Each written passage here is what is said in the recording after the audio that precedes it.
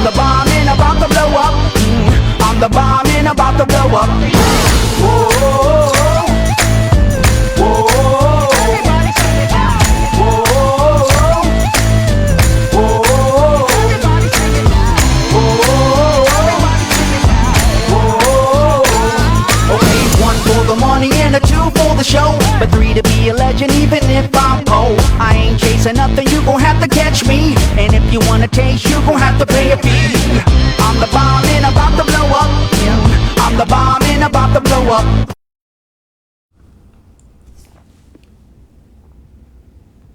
Hey, welcome to WBGR Sports Network and the Tom the Bomb Sports Talk Show. And this is the day that the Lord has made. We will rejoice and be glad in it. If you don't think it's a great day, just try missing one. And we, L-O-V-E, love sports on the Tom the Bomb Show. I'm your host, Tommy Wood. Welcome to the fastest growing sports show in the world. Boom! Hey, I'm your host, Tommy Wood. Hey, man, our show is live, so you can call in. The call-in number here is 301-429-9247. Again, that's 301-429-9247. Hey, we are going to have guest Felix Baskey is going to be joining us a little bit later. Woohoo! We all know how much we love Felix. Like I said, we got another fantastic show for you. As usual, we want to start off by thanking God for the new thing that he's doing for us in 2024. We know that this is the year of fixed purpose.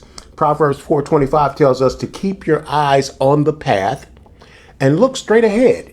Make sure you're going the right way, and nothing will make you fall. This is what's going to allow you to ignore life's daily distractions. And that's all the enemy's trying to do, is using life to get you to ignore life daily distraction. What is he doing? He's trying to get you off the word. The word of God tells us that the enemy comes for the word immediately, because he don't want that word taking root and growing and causing you to prosper in your life.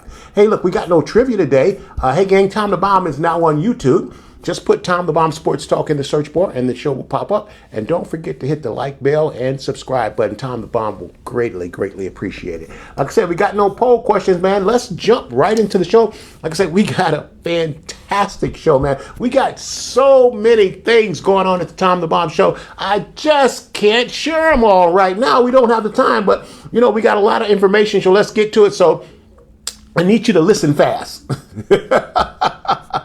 Hey, gang, what are we watching tonight? Tonight, man, we got NFL, and we got NFL. Is there anything else?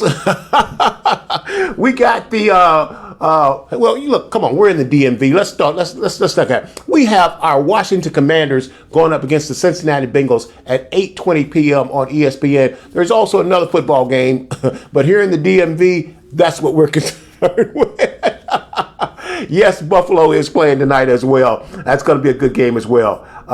So let's just jump right in and let's do our flyer. Let's get our flyer update out of the way, okay? So, hey, 2024 Eastside Flyers update. Eastside, all gas, no brakes. The East St. Louis Flyers cruise past Belleville East Lancers with an ease winning 40-0. Oh, Coach Mike, sorry, man. Hey, look, it was a team effort for the Flyers, with solid performances from multiple players. Kendrick Lyons threw for 309 yards passing. Christopher Bennett Jr. did his part, adding 81 yards receiving. And as the defense was led by Keandre McClendon, recorded their first shutout of the season. The Flyers held the Lancers offense to just 107 total yards. Man, that's domination, man.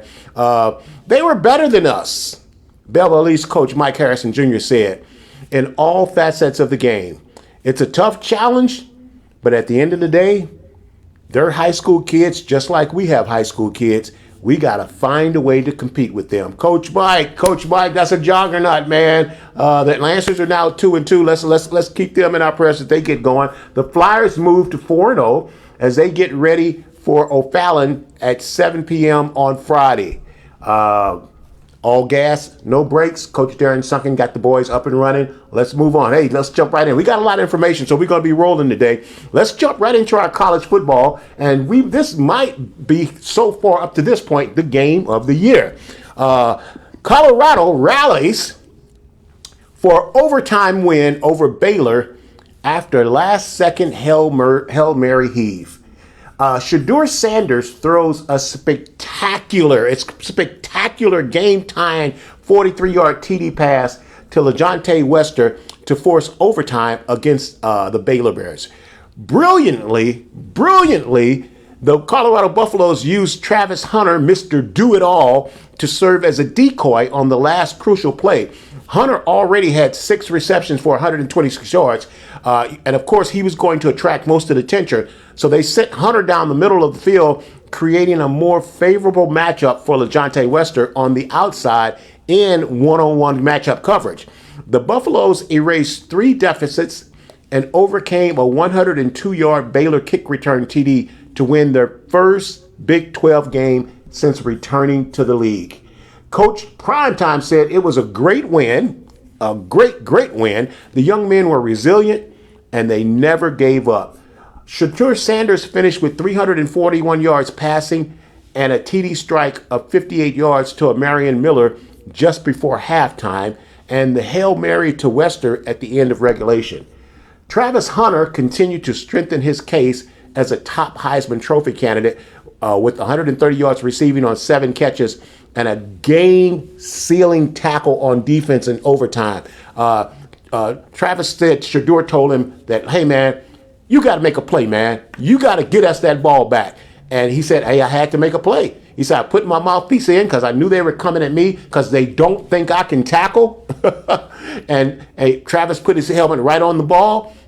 That ball popped out before the kid reached the goal line, and the Buffaloes recovered, and Colorado gets the win. They're off now 2-1. This was a fantastic win for the Colorado Buffaloes and Coach Deion Sanders. So, what a great football game. What I liked about this game is I saw the Buffaloes make adjustments, okay?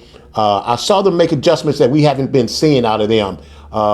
And that was great because I think Shedeur got sacked 5 or 6 times. But once he started to roll out of the pocket, Nat Wood always say that's right, you got to roll that pocket, right? Like the old Washington Redskins used to do with Joe Theismann. You got to roll that pocket and give him some more time. And they set that play up beautifully. But in the second half, when they started to roll Shedeur out, it gave him a little bit more time. And, if Shedeur has time, he's going to carve you like a Thanksgiving turkey, if you give him time. The big thing is, can they give him time? They're trying to develop the running game. Hey, man, it's still early in the season. They got a lot of things they still got to do. They still got to overcome. But this is a huge win, especially after being smacked around like a stepchild against Nebraska. So this is a big win over Baylor. And like I say, man, if Coach Prime can squeak out 6, maybe 7 wins, and not even just get them into a bowl game, man, that's a huge step. That's a huge step of progress. But what an exciting football game. I even had Dr. Lawrence stayed up and watched the game with me, and it was that good. I imagine most people were. Because, like I said, up to this point, I think it's been the best game of the season. So, hey, man, one thing you can bet, man, Coach Primetime and them Buffaloes, they're never going to be boring. They're never going to be boring. They're going to keep it interesting. They're going to keep it rolling. And hey, that's what a great game and a great victory, 38-31 in overtime over the Baylor Bears. Good job, Coach Prime and the Colorado Buffaloes. Great win. Like you said, the young men never gave up and they were resilient. That's a good stepping stone to build off on. We'll see what they do in the coming weeks. We'll keep you guys posted on the Prime, just like with the Eastside Flyers. Hey, let's move on. Let's talk about our next thing we're going to cover is we got to get this in here. We can't just it just can't be the Colorado Buffaloes. So let's talk about college football top 10 rankings, power rankings, real quick. Okay, let's start off at number 1. And currently, right now, at number 1 is the Texas Longhorns. Arch Manning passed for 258 yards and 2 TDs. Coach Steve Sarkisian says, we have national championship ambitions. And Texas defense is shining. So right now, Arch got the Longhorns number 1 so far. At number 2, we should be sending some pictures here. At number 2, we got the Georgia Bulldogs. Coach Kirby Smart takes on an unbeaten Alabama team next week. Get your popcorn ready, man. Come on, man. This is going to be the game of the week, man. Georgia versus Alabama. Get your popcorn ready. Georgia comes in at number 2. Texas number 1. We're now it should be at Georgia ranked at number 2. Next we have at number 3 we got the Tennessee Vols. The Vols are complete. They're complete as any team in the nation. They're deep and they're talented, and their defensive front plays all over the field, giving up just 1 touchdown in their first 4 games. So the Vols look like they're for real. Tennessee looks like they might be that good. At number 4, we got the Ohio State Buckeyes.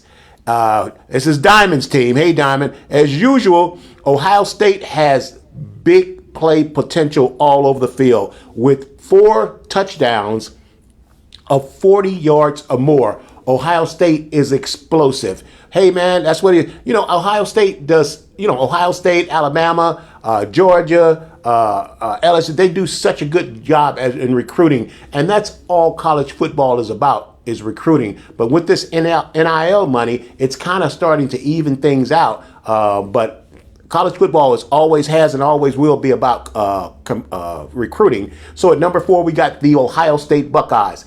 At number 5, we got Roll Tide. Alabama rolls in at number 5. The Tide, coming off a bye, gets ready for top-ranked Georgia Bulldogs. Quarterback Jalen Milroe has accounted for 14 touchdowns in the first 3 games. So they're banking everything on Jalen Milroe. Man, this is going to be some kind of game next week, Alabama versus Georgia.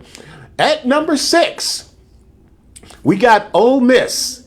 Lane Kiffin's Ole Miss Rebels have been merciless in 2024. So far, outscoring foes by a combined 220 to 22 this season. They ain't taking no prisoners at Ole Miss. them Rebels putting it to people, man. At number 7, the U is back. The U is back. The Hurricanes are back at 4-0. Quarterback Cam Ward has the Hurricanes cooking again in South Florida. Hey, man, you can cook in South Florida. It gets hot everywhere. Outscoring opponents by 168 points. The U is back. At number 8, we got the Penn State Nittany Lions. The Penn State Nittany Lions have Happy Valley happy again, sporting a passing attack that they haven't seen in Happy Valley since 1926. They are airing it out in Happy Valley. At number 9, we got the Oregon Ducks. The Ducks head into Big Ten play with a 3-0 undefeated record. They still have to prove themselves in the Big Ten, though. This is their first round go in the Big Ten. So, they're 3-0 going into the Big Ten. Let's check back with them in a few weeks and see how they do. And rounding out number 10, we have the Utah Utes. The Utes have talent all across the board as they look like the Big 12 frontrunners, sporting the Big 12 leading rusher in Michael Bernard, who last week rushed for 182 yards in week number 4. So they look like they're for real. And that's what we got with our college football update, our top 10.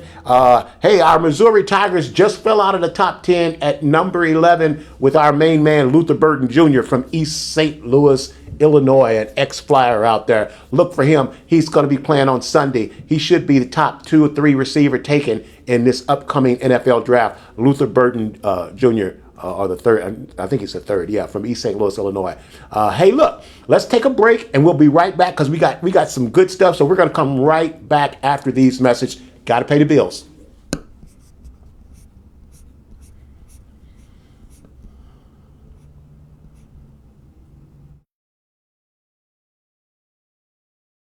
When it comes to cost and quality, you simply cannot do better than Window Nation. For about half the cost of national brands, you get equal if not better quality, saving you thousands of dollars. Right now, get 2 free windows with every 2 you buy. There's no limit. Plus, put no money down, make no payments, and pay no interest for 24 months. Get a free in-home estimate and we'll give you a free gas card. Go to windownation.com for additional details or call 866-95-NATION.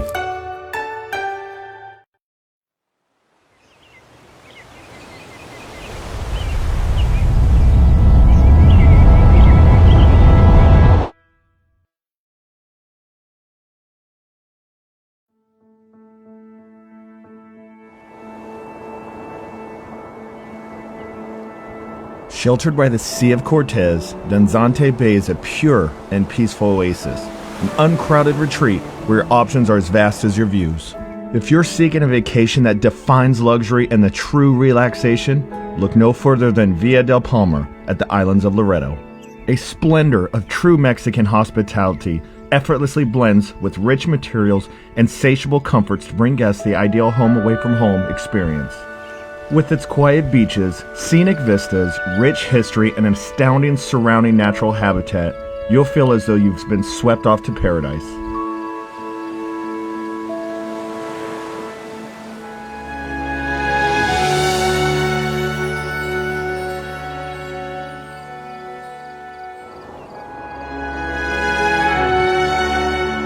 Not to be outdone, Reese Jones has crafted TPC Danzante Bay, a brilliant, multi-themed 18-hole golf course that runs over and through valleys, arroyos, dunes, and foothills.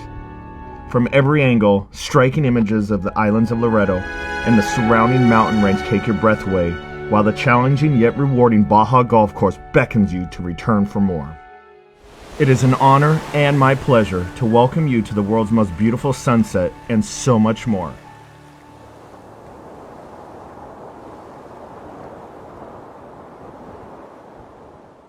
Talking Windows with Harley and Aaron and special guest Mina. As a business owner, I only partner with the best. That's definitely Window Nation. And experience matters, Harley. Well, Mina, we have installed over 1 million windows. And you guys have the best customer service. Check. 97% customer satisfaction. Plus the best deals. Now, buy 2 windows, get 2 free with no limit. Plus, put no money down, make no payments, and pay no interest for 24 months. That's why I'm proud to partner with Window Nation. The perfect fit. Tom the Bomb! Hey, Tom the Bomb, everybody! Hey, everybody, how's everybody doing? All right, Tom the Bomb. All right, we got some good stuff for you here today. Look, we got you some boneless ribs. Boneless ribs, everybody! Hey, boneless we got ribs! grilled chicken. And then, of course, I got your burgers. And then what I'm famous for. So you Pork got and tenderloins. pork tenderloins. So you got Okay. your ribs, your grilled You got chicken, the ribs, your burgers, and the your pork burgers, tenderloin. You go ahead okay. and sample that because it's yours. Yes. Yes, we got to sample it. Hey, here we go. All right, Go it's ahead. like the breakfast of Mojo, huh? So you can go ahead and find out right on camera whatever you want to sample. Everything in there is yours. It's all of mine right here. That's just what I'm talking about. Look at the beauty of it all. It took you like 5 hours, eh? It took you like 6 hours to marinate. No, it didn't take. Well, we have marinade over 24-hour marinade. Yep, we marinate for 24 hours, and then on the grill at 250 on the Traeger grill at 250 for 2 hours. Then it comes out. We put it in a pan. Put aluminum foil on it, goes back on the grill for another It hour. doesn't matter because we're going to eat it anyway. All right, Chef Homeboy RD, here All right, we let's go go. ahead with the sample. This is the rib right That's here. the rib.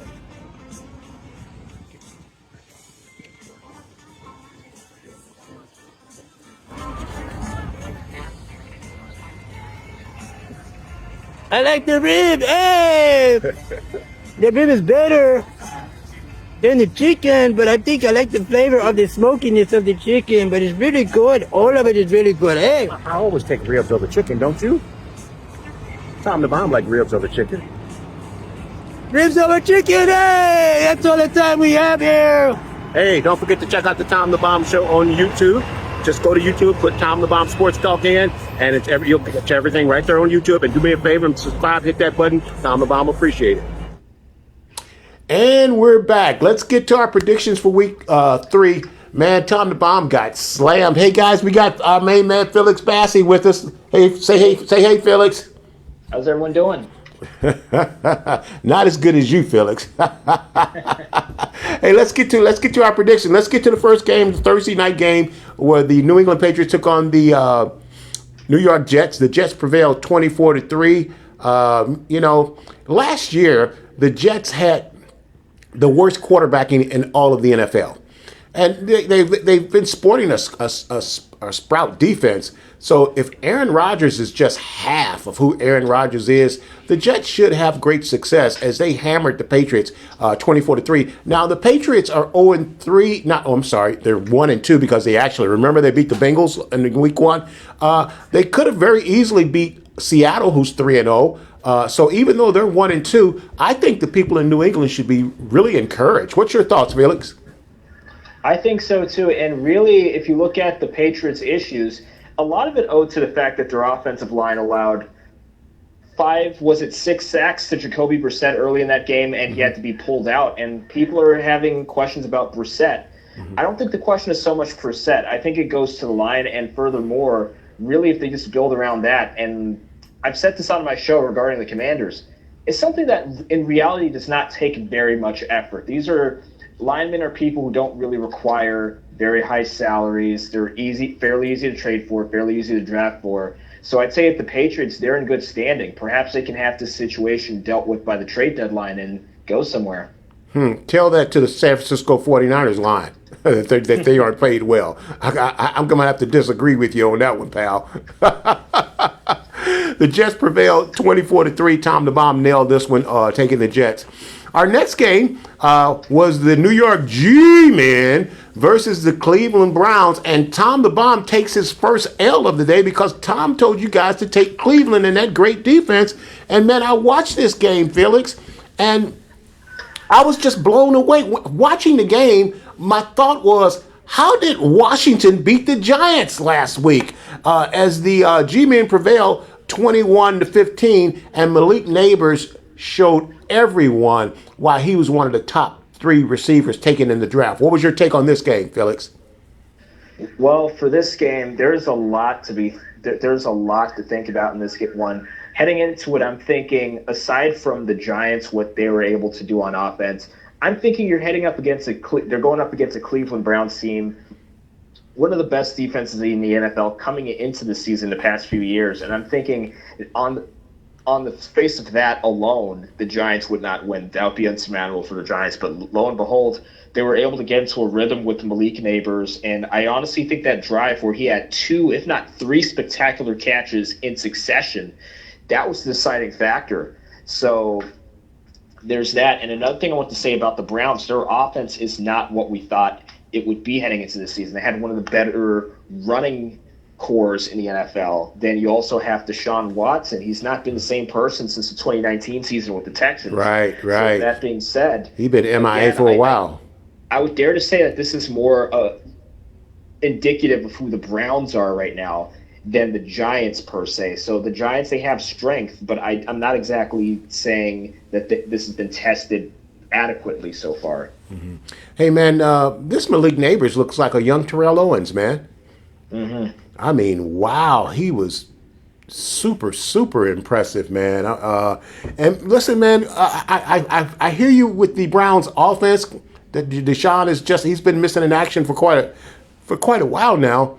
And, they're missing their best running back in Chubb. I was expecting more out of Travis Ford, but, man, they just aren't getting it done, man. Listen, how bad do the Cleveland Browns miss Baker Mayfield? Who would have ever thought, or let me use this word, thunk that, that the Browns would be missing Baker Mayfield. Hey, man, you messed up. You messed up in Cleveland, man. You took that guy number 1, and Baker Mayfield is a legitimate NFL quarterback. He is. Hey, let's move on to the next game. Tom the Bomb took an L on this one because, like I said, I took the Browns. Our next game was the Philadelphia Eagles versus the New Orleans Saints.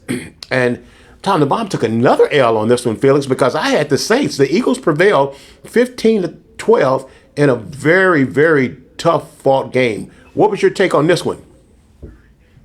Yeah, that's a game you don't get a whole lot of anymore, those low-scoring defensive games, and those are popping up now that NFL defenses are catching up with their offenses.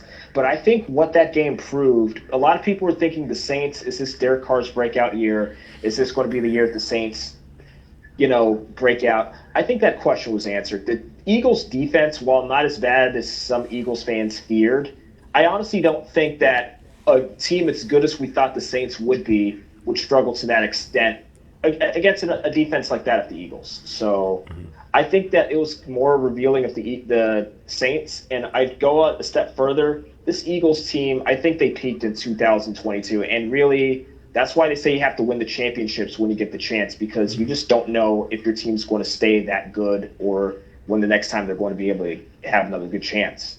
Hey, man, the numbers, Felix, all around the NFL are down. The passing numbers are down. Hardly any tight ends are doing. And that's because the NFL is such a copycat league that everybody's going to the too high safeties.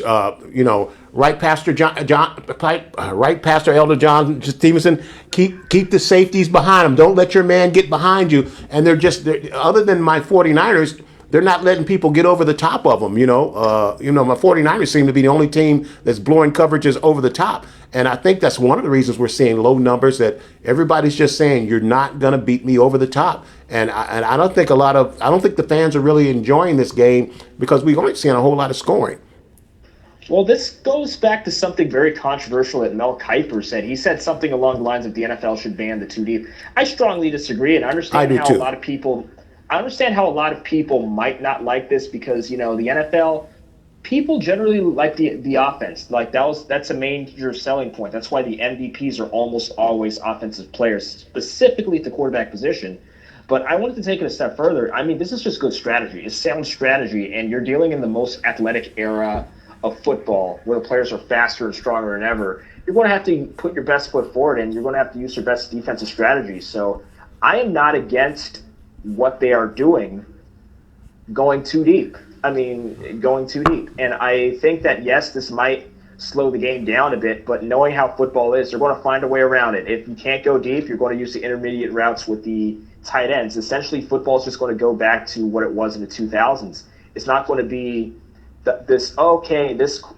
averaging 400-yard games every single Sunday, and we're just used to seeing 35, 40-point games every single week. Mm-hmm. So I think they're not going to go down to this pace that they were in, say, the 1920s. At least I hope not. Mm-hmm. But I would say that, I think the NFL is just returning to what it was in the 2000s.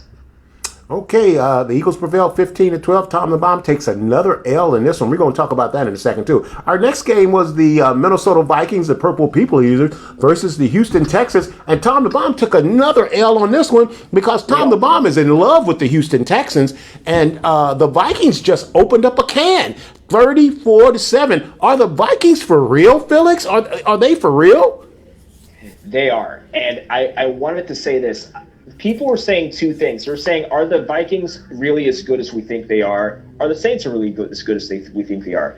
I'd say the Vikings are, and people are attributing this to Sam Darnold. They're saying he's having the best year of his career so far. I kind of pumped the brakes on that in particular. I think he's getting a lot of help from his teammates. The Vikings, and that's not even a knock on Darnold. He's a talented player who just hasn't had the best of luck, and I think he's just in a situation that does more to foster them. Mm-hmm. So I would say the Vikings are for real, but people saying Sam Darnold MVP, slow down on that. That's the only thing I'd say. Sam Darnold's a good football player. He kind of, and we're going to talk about this a little bit later with what's going on with Bryce Young, but man, you're taking these quarterbacks right out of college, and you're throwing them into these starting positions. You're not giving them protection. They're getting shell shock, and it's taking them multiple years to learn how to play in the NFL. Look at Geno Smith in Seattle. Geno Smith is an all-pro now. He went through these same kind of struggles. So I like Sam Darnold, but it's not Sam Darnold. It's that defensive coordinator for the Minnesota Vikings that is scheming up and he's shutting these teams down. He's got these NFL quarterbacks confused. And listen, man, I say this all the time. In the NFL, coaching matters. And these teams, my San Francisco 49ers have lost the last 2 games because they've been out-coached. And these teams these guys, they're such supreme athletes. It's a cliche on any given Sunday, but these guys are such phenomenal athletes that it's really coming down to coaching. And we're seeing teams win games because of coaching, and we're seeing teams lose games because of coaching. That Houston Texans team is a great team, and Minnesota just took them to the woodshed. All right, our next game was the Denver Broncos versus the Tampa Bay Buccaneers. Now, on the Tom the Bomb show, we used to tell you all the guys, we say this all the time, guys, don't bet on NFL football. Don't bet on NFL football. I'm not going to sit here and on the air and say that the NFL is fixed. But listen, man, you've got the undefeated Tampa Bay Buccaneers versus the 0-2 Denver Broncos with a rookie quarterback that looks horrible. And they go into Tampa and beat the Buccaneers 26-7. Tom the Bomb took an L on this. I had Tampa Bay, just like everybody else and their mama who had Tampa Bay in this game. Felix, can you? I've been watching football for a long time. I can't explain how the Broncos are beating the Buccaneers 26-7, and they dominated them. What was your take on this game? I'll say this: in terms of the NFL and the way it's just becoming more and more unpredictable, I almost feel like I can more easily predict, or it's more difficult. Oh my goodness! It's just what I wanted to say with regards to this game. You saw the Buccaneers. I'd say their main selling point, what was the strength of this team is their offense. That got neutralized completely, and a lot of people forget that the Broncos. They forget that the Broncos are a very strong defensive team. That kind of gets pushed under the rug if your team is losing games, right? And your offense is getting outscored. So, but you really saw that. And the things that the Broncos, I think that they're more into if last Sunday was an indication of anything long term, I think they're more into a rhythm where they actually can have more consistency on the offensive side of the ball, or Sean Payton probably found a quarterback that can better fit his system. I'm not going to flat out say right off the bat Bo Nix is better than Russell Wilson. That would be someone would rightfully look at me as if I had 5 heads if I were to say that. But I would say that, generally speaking, I think the Broncos are figuring themselves out at this point, and having a stellar defense with at least an okay offense is enough to do a lot of damage in the NFL. Well, at this point in his career, Bo Nix is not a better quarterback than Russell Wilson. And as a matter of fact, in the first 2 weeks, Bo Nix was horrible. But yet they turn it around and they open up a can on the undefeated Tampa Bay Buccaneers. Listen, man, don't be betting on NFL football. Don't do it, Benny. It's suicide. Don't do it, man. Let's move to our next game. We got the Tennessee Titans. Listen, man, I told you guys that all the Packers, once Jordan Love went down with the sprained MCL, that all the Packers had to do was go 2-4 while Jordan Love was out. Well, Jordan Love has been out, and they went 2-0 without Jordan Love. This is a good football team in Green Bay, and what I want to say about the Titans is Will Levis looked better in his rookie year than he does now. He is regressing, and he is regressing hard. He's having serious sophomore slumps. Right now, Will Levis looks like the worst quarterback in the NFL. What's your take, Felix? I honestly just think that the Titans, they're just in a hole right now. And in reality, I think a large part of what Levis was able to do with Tennessee last year, if you have a good running back, you can really cover up for a lot on the part of your quarterback, because your quarterback shares a lighter load. And I can even relate this back to Taylor Heineke when he was with Washington. Yeah, Brian Robinson, who's just one of the best running backs in the NFL at this point, he's just dominating offenses left and right. So Heineke, although he has talent, he doesn't have to do very much to win the Commanders' games. And he didn't have to do very much. So it was really a matter of game management. But once that cushion is gone for a lot of these quarterbacks and they bear a larger weight of the offensive load, a lot is exposed. And, even I can use examples on end. A lot of quarterbacks in Washington in the 2000s, their struggles were kind of covered up by the fact that Clinton Portis is out here, he's outgaining the average NFL passer with rushing yards. So things like that. Mm-hmm. Well, Malik Willis returned to play against his ex-teammates, the Titans, and they were trying to call this a so-called revenge game. But I love what Malik did. He took the high road. He didn't have anything but good things to say about the people. There's no reason to burn bridges. That tells me the maturity of that young man right off the top. But man, I love the way that the coach of the Packers has designed the offense around what Malik can do well instead of trying to force his system. This is what we were doing with Jordan Love, and this is what you've got to do. No, he said, look, let's do what you do well, and let's get through these 2 or 3 weeks that we got to go without Jordan Love. I think they can sit Jordan Love another week and just let him totally get well. What's your take on that? Could you say that again? No. My connection. I'm kidding. I was just saying I love what the coach of the Packers have done. Instead of trying to force the system and what they were doing with Jordan Love, that he's designed this system around Malik's skills and talents, and they're going forth and they're having success. Letting him run the ball more, and he's a dual threat quarterback. I honestly think that in general, that's what an NFL coach is supposed to do, because quite frankly, it's nice to have a system quarterback, someone who fits nicely into your system.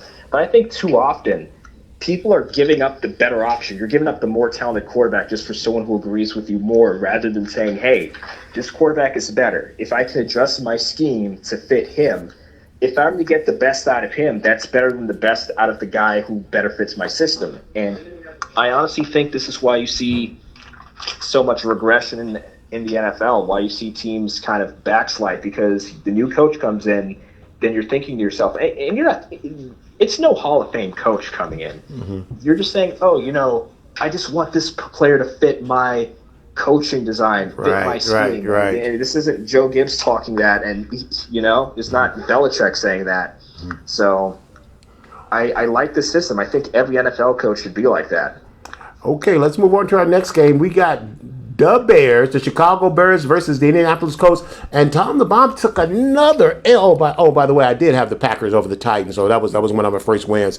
But Tom the Bomb takes another L as he mistakenly took the Bears over the Indianapolis Colts. Now, I knew this was going to be a tough game because both of these teams have great defense, and I know it's just week 2, so nobody should be week 3. I'm sorry. Nobody should be panicking and flying off the handle because it's just week 3, and I'm not saying that Caleb Williams is not going to be a good NFL quarterback in the future, but I'm convinced that the Chicago Bears took the wrong quarterback, and I think everybody in Washington should be happy about it as the Colts prevail 21-16 over the Bears. The Colts got their running game going in this one with Jonathan Taylor. You got to take the ball out of the young quarterback's hand. A young quarterback's best friend is a running game and a defense. Our offensive line, a running game, and a defense. And I like what the Colts did here. I think both of these young quarterbacks did their very, very best to give this game away. But I think the fact that the Colts had a better running attack is the reason the Colts got the victory. But the Bears should have won this game. What's your take, Felix? So I'll say this about Caleb Williams. Now, what I said about him was the fact, yes, I am seeing him make very clear mistakes, and people were saying that people are already saying that the Bears took the wrong quarterback. I don't want to really sound like I'm smearing him, but the thing is, I looked at his stats, I looked at Jaden Daniels. I don't know why the picks 1 and 2 didn't go the other way around. I have to be honest. Not to mention Jaden Daniels was a more competitive conference. I actually wanted Jaden Daniels from the get-go. Mm-hmm. So I'll take it a step further. I know you did. Regarding. I know you did. Hey, listen, this is just like last year. Bryce Young went number 1, and Tom the Bomb was screaming, not Bryce Young, it's C.J. Stroud. And that's played out right before our very eyes. We're going to get to that in a minute, but I know you're happy about that. as well. Hey, let's move on to our next game, man. Let's move on past that one. Hey, we got the L.A. Chargers versus the Pittsburgh Steelers. Tom the Bomb takes another L on this one, as I had the undefeated Chargers versus the undefeated Steelers, and the Steelers prevailed 20-10. Listen, man, let me just say this right up front. Mike Tomlin is an African-American coach in the NFL. He's the longest tenured coach in the NFL. He's never had a losing season in the NFL. Do you know how good Mike Tomlin has to be where he is? When you see Mike Tomlin, I want you to think Colin Powell. I'm serious. When you see Mike Tomlin, I want you to see Colin Powell, because the heights that Colin Powell reached, we can't even imagine the things that Colin Powell went through to get where he is. So for Mike Tomlin to be an African-American coach in the NFL, longest tenured, never having a losing season, man, this guy knows what he's doing, and he can coach. And I'll tell you something else. Mike Tomlin's plan all along was to play Justin Fields. But Mike Tomlin is the type of guy, is if I'm going right, I'm going to look left. And if I'm going left, I'm going to look right. I think he had once, I think when they signed Russell Wilson, Russell was going to be the star. But the minute they had a chance to get Justin Fields, I'm willing to bet anything that Mike Tomlin had Justin Fields penciled in as his guy all along. And unless Justin Fields get hurt, Russell Wilson may not never see the field in Pittsburgh. What's your take, Felix? I agree. And the thing with Russell Wilson, or the thing with Justin Fields, even in Chicago, I think Chicago made a big mistake getting rid of him, because in reality, I was looking at the team. I looked at the team around him. He didn't have that much support, and when he was able to get things going, when he was able to get into a rhythm, he was dangerous. He wasn't just a solid runner, mobile quarterback. He had a solid deep ball threat, and honestly, if they were able to get a receiving core around him, even if they couldn't do that, if you just get a running back there to at least give some sort of misdirection to the receiver, giving some more leeway, misdirection to the defense, giving some more leeway to the quarterback, I think the Bears could have done a lot more, and in turn, you would have seen Justin Fields enjoy some of that success. But in reality, the Bears apparently didn't see that. And I'll take it a step further. You talk about Russell Wilson. I honestly think that if you look at Justin Fields, I think he was in a worse situation than even Wilson was when he was in Denver. Absolutely. I'm not willing. I am not willing to throw Kalen Williams away and throw him under the bus. I'm not willing to do that.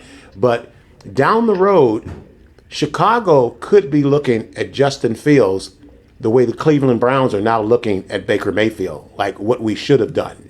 This could be a mistake. Listen, man, the Steelers are undefeated and in first place in what I think is the toughest division in football.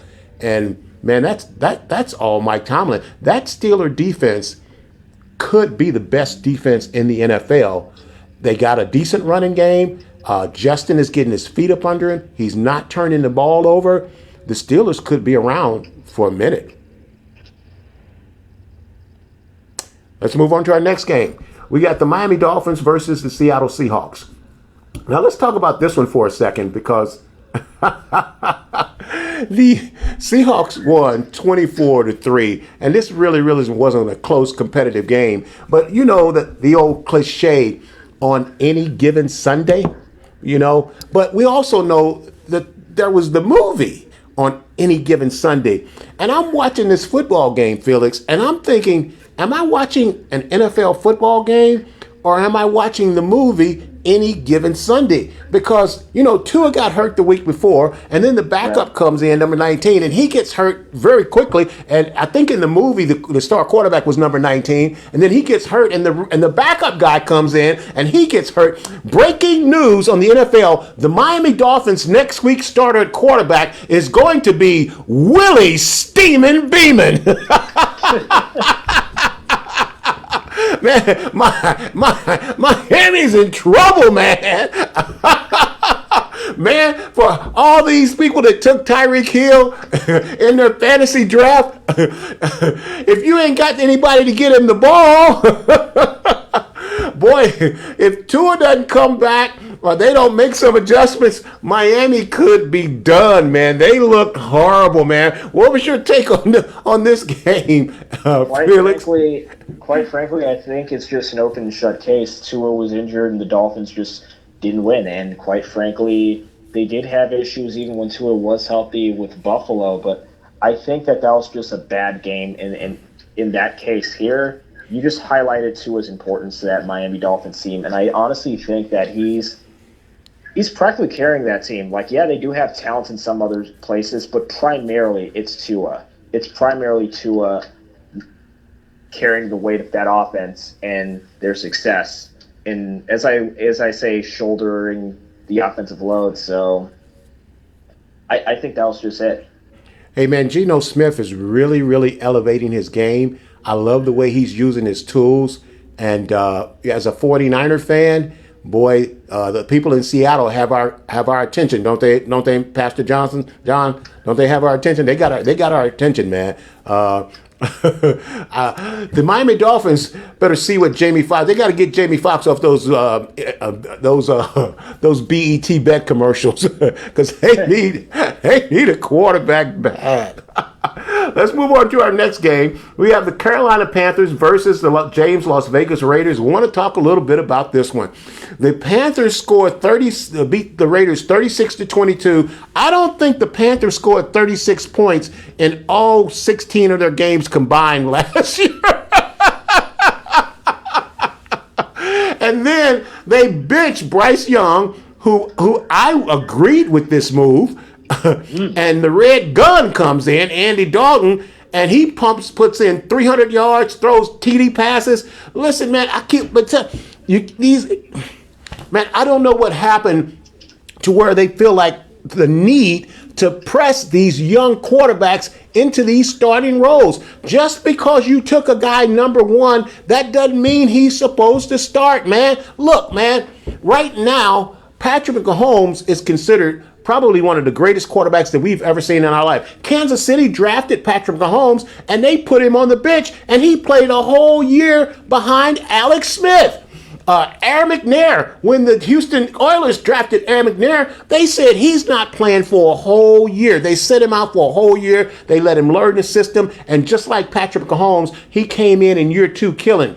Jordan Love sit 3 years behind Aaron Rodgers. And now look at Jordan Love. Man, these guys have to learn these games, man. Listen, Peyton Manning struggled his first year. Troy Aikman struggled his first year. Listen, C.J. Stroud and Ben Roethlisberger, they're the anomalies, man. Guys don't come in and have the years that they had in the first year. Man, this game is too fast for these guys. And let me just talk about Bryce Young for a minute. Bryce Young played at Alabama.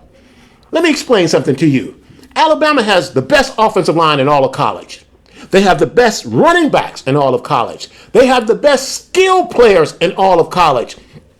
The offensive line that Bryce Young played at Alabama is better than the offensive line that they have in Carolina right now, man. And to prove the point is after Bryce Young won the Heisman, the very next year, Mac and Cheese came right in and had better numbers than Bryce Young. So when you're playing at Alabama, man, your sidewalk is your sidewalk is rich. You're wealthy. Rich is the sidewalk to wealthy. Okay? And when you're at Alabama with Nick Saban, man, Bryce Young and Mac and Cheese, they sit back there, man, and the only time they got touched was when they got home with their girlfriend. That was it.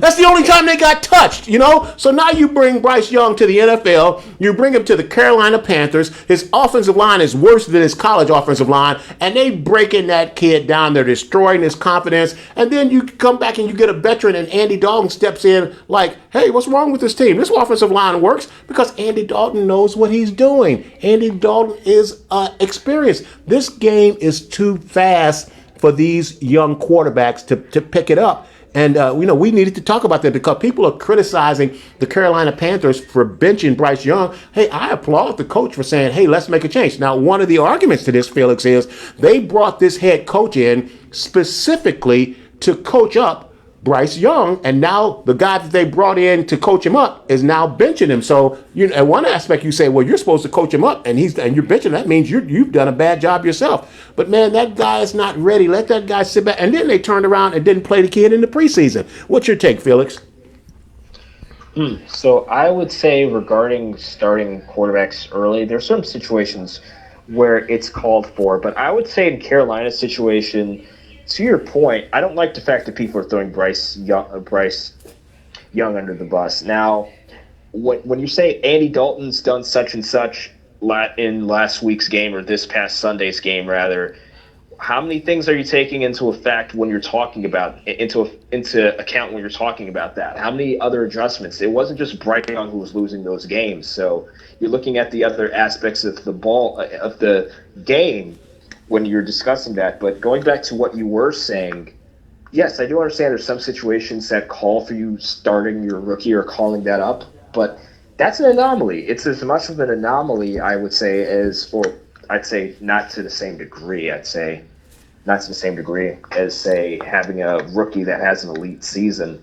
But to your point, I don't really like the fact that C.J. Stroud is getting dragged, and that's something Mel Kiper said this week that I actually agreed with. So there's that. Let's get to this last point before we move on. Don't bet on NFL football games. The Las Vegas Raiders beat the Baltimore Ravens. They come up against a Carolina team that's 0-2, benching their quarterback, and then they lose to the Carolina Panthers. Come on, man. There's something rotten in Denmark, man. There's something rotten in Denmark, man. This is not flying. Tom the Bomb took another L here because I had the Raiders, like everybody else and their mama, over the Carolina Panthers. Let's move on to the next game. Probably one of the more entertaining games of the week. My San Francisco 49ers versus the LA Rams.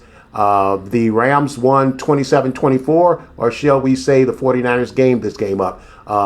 Boy Genius is getting out coached for the second week in a row. Felix, I don't want to hear that Deebo Samuels is out. I don't want to hear that Christian McCaffrey is out. I don't want to hear that George Kittle is out. Hey, man, the Rams didn't have Cooper Kupp. They didn't have Puka Nacua. They're two top wide receivers. And then they beat the 49ers all day long deep with their two best receivers not even dressed. I don't want to hear it, man. There's something going on in San Francisco. It's just week 3. We don't have to panic. I still think the Niners are going to win the division. I still think they're going to be in the NFC championship. But, man, there's something going on in San Francisco. We'd rather fix it now than later in the season. But our team is getting out coached. There's no excuse. There's no way. Come on, man. We're up 14 in the game. We can't lose this game. What's your thoughts on this one, Felix? Really, what I see in that case, this looks more so like regressions, like I said. And you look at the 49ers last year. It wasn't, to your point, I understand what you're saying. They can't use Deebo as a cop-out because you had, well, I would also say this, you also have injuries to CMC, so the injuries are piling up. So you could reasonably expect the 49ers, when they come back to 100% by midseason, to look more like themselves from last year. But I think right now, yes, you could say that there's signs of progression on the defensive side of the ball. But then again, let's not forget that these are the Rams we're talking about. Sure, we haven't heard too much from them since 2021, but I think a lot of people forgot that they won a Super Bowl just 3 years ago. Mm-hmm. I think I think a lot of NFL fans have very short-term memories. And I can be guilty of that myself at times. Mm-hmm. John Stevenson says the defense looks confused in coverage. I agree with that. And, of course, your team is going to be better if you have Christian McCaffrey. But let me just say this. Jordan Mason is getting it done. Jordan Mason in 3 games is averaging 100 yards rushing a game. That's getting it done. So even though Christian McCaffrey is injured and not there, they're still getting it done from the running back one position. I agree that the defense looks confused. And as a matter of fact, that's all of it. The 49ers aren't the team defensively that they was the last 2 years. Look, they've lost their two best defensive coordinators. You know, they complained about Steve Wilks all year last year, and Steve Wilks' defensive numbers were actually better when they had the defensive coordinator as the head coach for the Houston Texans. So they got rid of Steve Wilks, and now they got a rookie defensive coordinator, and he doesn't know what he's doing. And that's what's going on with the 49ers. That's it, Mr. John Stevenson. That's what's going on with our team. It's the defensive coordinator, it's the defense, and they're getting out coached, which is ultimately Boyd Genius is responsible for, because you're the head coach. You're responsible for everything. You got anything you want to add to that, Felix, before we move on? I think we've pretty much touched every base there is. All right, let's move on. We got the Detroit Lions versus the Arizona Cardinals. Tom the Bomb took an L on that one because you know I picked my 49ers. We got the Lions versus the Cardinals. The Lions prevailed 20-13. Tom the Bomb had the Lions in this one. What's your take, real quick, Felix? I think this is just another case of the Cardinals starting off red hot and just regressing. Like, I think we're seeing the 2021 Cardinals, but it's done in half the time it took that year. Mm-hmm. You know, I don't think the Cardinals so much regress as I just think the better team won here. You know, the Lions lost last week, but, you know, I still think the Lions as a team to come out of the NFC East, against the 49ers again. So I just think the better team won here. Lions 20, Arizona Cardinals 13. Let's get to the next game. The Baltimore Ravens versus the Dallas Cowgirls. Man, there's a lot to unpack here, man. Man, the Ravens came out and, you know, look, what have Tom the Bomb been saying for 3 weeks? If you give the ball to Derrick Henry 20 to 25 times, he's going to rush for over 100 yards. When Derrick Henry rushes for 100 yards, his team wins 85% of the games. How come we know that on the Tom the Bomb show and they don't know that in Baltimore? I'm going to tell you why. It's all Lamar Jackson's fault. They continue to focus that team around Lamar Jackson, and it's great to have a running quarterback, but when your quarterback is running more than your all-pro running back and king Derrick Henry, there is a problem with that. Now, they gave him the ball 25 times, and he rushed for 150 yards. He had 2 touchdowns. He stiff-armed the Cowboys down like they were a little league team. And I think the problem is Lamar is just not giving it to him, man. I mean, the Ravens are not going to win the Super Bowl until they build this team around that running game with Derrick Henry. He's got to run the ball 20 to 25 times every game. 18 carries is not 20. Felix, what's your take? Mm-hmm. Tell me about the Cowgirls. What I would say about Dallas, I honestly think Dallas is more dangerous than people are aware of. If people look at that game, they forget the fact that Dak Prescott almost threw for 400 yards in that game.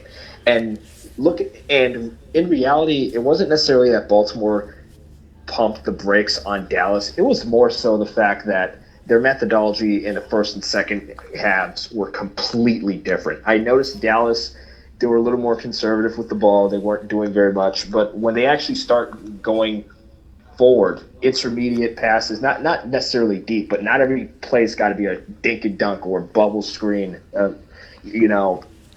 So honestly, I think there was that aspect of it.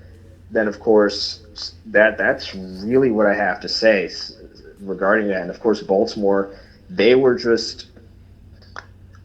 offense was dominant. And, of course, towards the end of that game, of course, they were trying to wind the clock down. No one was expecting Dallas to make the comeback that they did, but that happened. They took Derrick Henry out of the game. They were crushing him 28-6, and then they take Derrick Henry out of the game, and then the Cowboys come back. The Ravens are having real issues in the fourth quarter, closing games out. That's something that Ravens fans should be concerned about as this year moves on. Let's move on to the next game. We got Mother Wiggs Kansas City Chiefs versus the Atlanta Falcons. A much, much more entertaining game than what I thought. The Chiefs prevailed 22-17. Hey, man, are the officials going to call it square up, man? That's pass interference in the end zone. I don't want to hear it. As a matter of fact, the same pass interference that they didn't call against the Atlanta Falcons and the Kansas City Chiefs, that's the exact same pass interference that they called on my 49ers against the Rams at the end of the game. It was the exact same play. And it was pass interference when my 49ers did it, and it was pass interference when Mother Wiggs Kansas City Chiefs did it, but yet they did not make that call. And like everybody who saw that play said, if it had been reversed and the Chiefs had been on offense, they would have called pass interference on the Atlanta Falcons. Let's talk about that and just that for a second, Felix. What's your take on this, that the NFL is not calling these games square up against Mother Wiggs Kansas City Chiefs? I'm going to say this. Now, I'm someone who generally doesn't like conspiracy theories. I find a lot of it to be very counterproductive. I'll leave it at this. There's a certain reason why betting sites, before you bet on a game, tell you the bias that referees have. You know, you can actually look up who's the official for a game, and you can look and you can check to see whether or not they call more penalties against a home team or an away team. I just want you to think about that. They put that factor right next to how many yards an offense or defense has, or whatever Pro Football. Well, I don't even think they use Pro Football Focus index ratings on betting apps. They use referee bias, and the fact that this is something that has to be tracked, that should tell you a lot. Yeah, well, you know what? This has got. Listen, you know, and here's the thing: in boxing, if I'm the champ, and make no mistakes about it, the Kansas City Chiefs are the champs. In boxing, if I'm the champ, you're not going to win a split decision against the champ. You got to beat the champ. You got to, if you don't knock the champ out, you got to at least got to knock the champ down. And these teams are losing to the Chiefs because they're making mistakes. I think the coach should have kicked the field goal, and then instead of being down 5, they're down 2. But they're making mistakes, and then when it comes down to the wire, the referee is not. He's always going to give the champ the benefit of the doubt. And I think that's what's happening right now with the Kansas City Chiefs. They get the benefit. If you don't beat the champs, if you don't knock the champ out, if you don't knock the champ down, you are not going to beat the champ, period. Let's get out of here. Let's get to our Monday night games. The Monday night, 7:30, we got the Jacksonville Jaguars versus the Buffalo Bills. Tom the Bomb likes the Buffalo Bills in this one. Who do you like, Felix? This game's closer than it looks, but I'm going Bills. You know, my dear friends in Jacksonville who are season ticket holders for the Jaguars, I love them, and I'm not picking on your Jags, but man, Trevor Lawrence, this is Trevor Lawrence come to Jesus year. The Jaguars aren't winning because of Trevor Lawrence. He just got $50+ million. You got to get it done, Trevor Lawrence. You got to get it done. Tom the Bomb likes the Bills in this one. Let's get to your game. We got the Washington Commanders versus the Cincinnati Bengals. Tom the Bomb is taking the Cincinnati Bengals. Tell me why your Washington Commanders can win this game, Felix. I'll tell you why they can, but I'm not going to say that they will. So I do agree with your pick, but I'll say this. If the Commanders do win this game, which they can, by the way, if they do win this game, they have to switch up their coverage schemes. Now, I'm going to say this. I like the fact that we're not playing 10 yards off the line like we were doing under the Rivera administration, but I think we're too reliant on one-on-one situations. So I'm going to give you an example of what I saw last week against New York. There was a certain play in which the Giants scored towards the end of the first half, and there's something that I didn't like from the get-go. Mm-hmm. I saw that there was a wide receiver far off, and we had a guy on.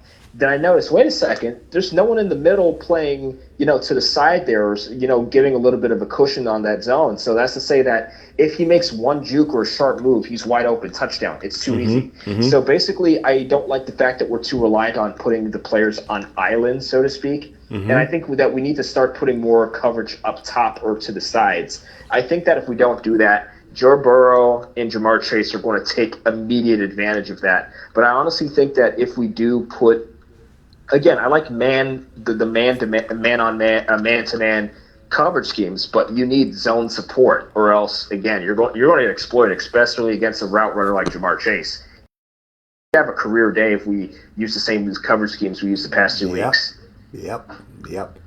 Okay, let's get to our picks for Week 4 so we can get out of here. Alrighty, number 1, Thursday night, we got the Dallas Cowgirls against the G-Men. Felix, who do you like in this one? I'm making you go first. Cowboys. Tom the Bomb hates to agree with you, but Tom the Bomb is going to take the Cowgirls. We got the Cincinnati Bengals versus the Carolina Panthers. I'm taking the Cincinnati Bengals. Who do you like? Bengals. All righty. Number 3, we got the New Orleans Saints versus the Atlanta Falcons. Woo, this is a tough interdivision game. Felix, I'm making you go first. Who you like in this one, Saints or Falcons? New Orleans. New Orleans. I'm going to take the Falcons on this one. We got the Jacksonville Jaguars versus the Houston Texans, another interdivision game. I think the Texans come off a tough loss. I'm taking the Houston Texans. Texans, this one might not be pretty. All righty. We got the Denver Broncos versus the New York Jets. Tom the Bomb is taking the Jets. Who do you like?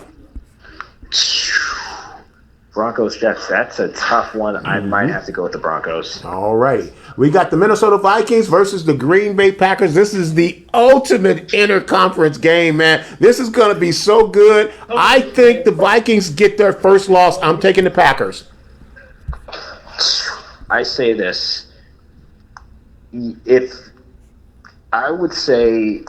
Jordan Love comes back, and he's like questionable. If he comes back, Packers. If not, Vikings. Okay. Then we got the Pittsburgh Steelers versus the Indianapolis Colts. I'm going to start drinking the Kool-Aid. I'm going with the Steelers in this one over the Colts. I'm going to go Colts here. All righty. We got the LA Rams versus the Chicago Bears. Tom the Bomb's taking the Rams in this one. Rams. We got the Philadelphia Eagles versus the Tampa Bay Buccaneers. Tom the Bomb's taking the Eagles. Eagles, Buccaneers. Buccaneers.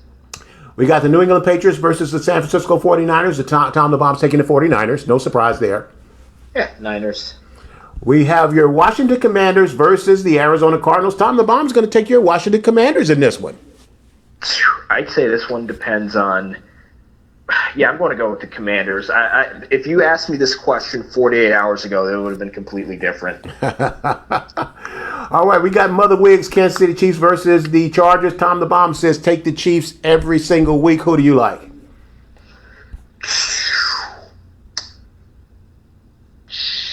Chiefs. It's tough when you're playing the Chiefs and the Zebras. They hard to beat. We got the Cleveland Browns versus the Las Vegas Raiders. I'm taking the Browns over the Raiders. This is going to be a close game, and it's going to come down to the final quarter. I actually have the Browns winning this one. Okay, that's okay. We got the Buffalo Bills versus the Baltimore Ravens.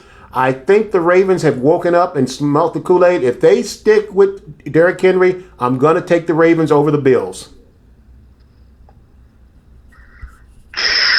Yeah, I think the Ravens are the better team. All righty. Then we have the Tennessee Titans versus the Miami Dolphins. Oh, my goodness, man. This is a coin flip here, man. Titans. Wow.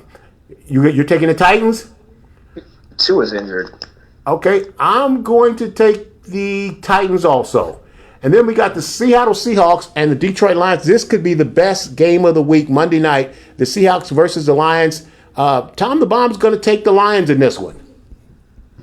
Oh, man. This game's a lot tougher than I think, but I'm going to stick with Seattle. Seattle. All right, that's our picks for the week. Hey, guys, let's wrap up the show. Our last segment is we just want to close the show out with a golf PGA update on the PGA versus Live Golf, the merger update. And let me just go through this real quick. We're close to the end of the show, but I do want to get this in here.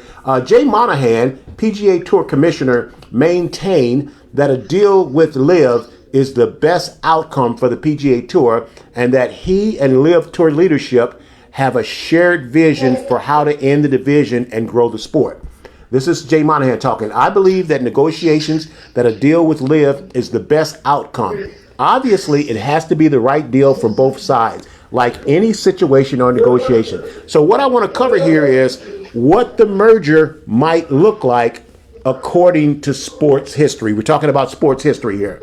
Now, for a decade, the established NFL and upstart AFL, we should be seeing some more pictures here. AFL waged a high dollar war for free agent talent, where the NFL had legacy and media attention on its side. The AFL's collection of owners had deeper pockets. Does that sound familiar? And the willingness to wait out losses to disrupt the NFL's leadership position. The NFL realized it wasn't going to spin the AFL out of existence, so it came to the table to make a deal. By 1966, the sides had agreed to the framework for an eventual merger, and the first championship game between the two leagues that year was played in 1967, the Super Bowl. By 1970, the AFL teams became part of the NFL as the AFC Conference, and those owners agreed to pay the NFL $18 million over 20 years. Now, importantly, the NFL elected to recognize AFL statistics as part of the NFL retroactively, bringing the two leagues into a true unison. Now, the NBA versus the ABA in 1976, see, the blueprint is already laid out. And the point we're getting here is history seems to always repeat itself. So the battles between the NBA and the fledgling ABA took the same tone as the NFL versus the AFL clash. ABA teams signed top players like Julius Erving and Artis Gilmore and competed directly in big markets like New York City. But the NBA was much more fragile financially than the NFL and made a deal with the ABA to stop the bleeding and to capitalize on the excitement the ABA rules and the marketing innovations had generated with the ABA, like the three-point shot, the dunk contest, those type of things. The NBA agreed to accept 4 of the 6 ABA teams: the New Jersey Nets, the Indiana Pacers, the Denver Nuggets, and the San Antonio Spurs were the 4 teams they selected. The 2 remaining ABA teams agreed to fold in exchange for buyouts from the 4 teams making the jump to the NBA. The other 2 teams were the Kentucky Colonels, who received a flat $3 million, and the St. Louis Spirits. Now, growing up in East St. Louis, I know a lot about the St. Louis Spirits. The St. Louis Spirits ownership group negotiated, check this out, Felix, a shrewd exit deal that would pay them just a sliver of the surviving team's TV revenue in perpetuity. Now, that's a great word. You need to look the definition up to that word, because at the time, they thought, okay, we'll give you a percentage of the TV deals. But at this time, the NBA wasn't popular at all. And they was thinking, we ain't making no money on the TV deals. That deal was eventually bought out for $500 million in 2014, more than the entire value of the combined NBA and ABA when the deal was consummated in 1976. Think about that, $500 million in 1976. Players' legacies didn't get treated quite as generously, though, in the transition. So the NBA doesn't recognize ABA records, which means Dr. J, 11,662 ABA points don't count toward his career total in the NBA, and that would have put him in the top 10 all time if they were combined. Let's take this one more step. The NHL, the National Hockey League, versus the WH in 1979. Now, hockey's merger was perhaps the most brutal. The WHA made noise by signing aging greats like, check this out, Gordie Howe, Bobby Hull, to huge contracts and bringing along young stars like this guy by the name of Wayne Gretzky. What were they thinking when they did that? Listen, man, that's the Father and Son and the Holy Ghost of the hockey world. Gordie Howe, Bobby Hull, and Wayne Gretzky. When the leagues came together in 1975, it was only because the WHA died, and 4 of its strongest teams, Gretzky's Edmonton Oilers and the Hartford Whalers, the Quebec Nordiques, and the Winnipeg Jets, became new expansion teams in the National Hockey League. In the new merger, Gordie Howe lost 508 points that he scored for the Whalers. And the great one, Wayne Gretzky, doesn't have the 110 points that he scored for the Oilers and the Indianapolis Racers, adding to his amazing career statistics. Now, the most 2 similar analogs to the PGA and LIV Tour dispute are really the most obscure for American golf fans. In tennis, this even rolls over into tennis. In tennis, Jimmy Connors, an East St. Louis native, by the way, didn't play in the French Open from 1974 to 1978 because he was banned. When he was at the height of his career, he was banned from playing the majors. Brooks Koepka would appreciate what Jimmy Connors went through being blocked by another tourist banny. Chris Everett, John McEnroe, and Bjorn Borg all played team tennis, which ultimately put an end and made it impractical for majors to hold the line and exclude the world's best players. And that's the big deal with the LIV Tour. What the golf fans want to see is they want to see the best tour players playing in the best events. And right now, that's not happening. And like the NFL, the PGA Tour has the legacy and they have the media attention, but they don't have the money. And they're floating false stories out there trying to make the LIV Tour sound worse than what it is, and that's just not the case. Let me tell you something. The PGA Tour needs LIV. LIV doesn't need the PGA Tour, and that's the truth. But that's not what you're hearing in the media. Every time you look at the media stories, man, listen, I say this all the time. If you want to know what's going on in America, watch the BBC. Don't watch any news in the United States because it's just not the truth. And that's the story with the PGA Tour and the LIV update. It's still fascinating. Tom the Bomb is going to keep you guys informed. We're closing the show out with a memorial for Mercury Morris. Mercury Morris, a two-time Super Bowl winner and a three-time Pro Bowler, was a key part of the Miami Dolphins' 1972 unbeaten season. Eugene Mercury Morris, an iconic running back for the Miami Dolphins, died Saturday night. He was 77 years old. He was known for his electrifying speed and his dynamic play. His talent and his passion left an indelible mark on the sport, and his 3 Pro Bowl selections only solidify his place among football greats. He was a devoted father, a loving brother, a loyal friend, and a pillar in the community. His presence extended far beyond football as he touched the lives of many throughout his time in Miami.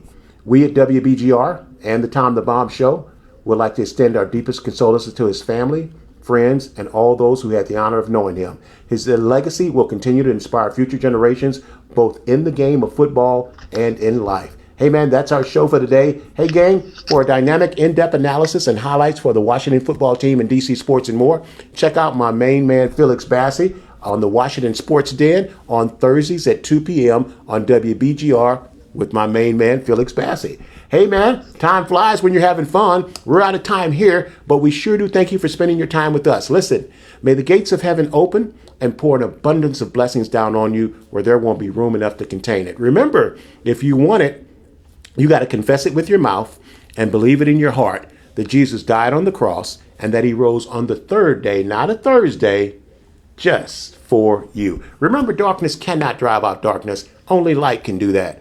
And hate cannot drive out hate. Only love can do that. God bless you. We'll see you on this same bat time, on this same bat station. Felix, thank you for joining us. Say good night to everybody, Felix.